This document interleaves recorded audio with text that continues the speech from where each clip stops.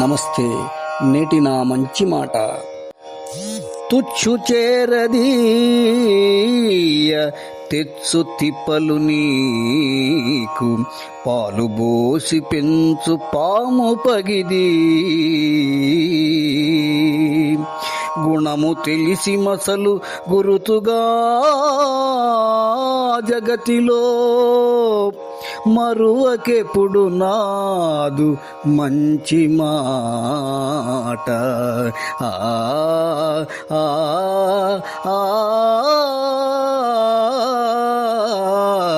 ఆ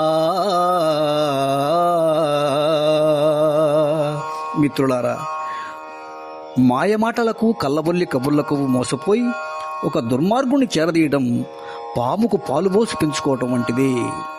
ఆ పాము కృతజ్ఞత లేకుండా ఎప్పుడైనా అతడిని కాటు వేస్తుంది. అది దాని సహజ స్వభావం.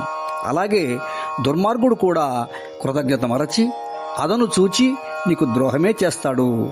ఇది వాడి దుష్ట స్వభావం. కనుక ఎదుటివారి గుణాగుణములు తెలుసుకుని మసలుకోవాలి. దుష్టుడితో సహవాసం తప్పకుండా కష్టాల పాలు చేస్తుంది.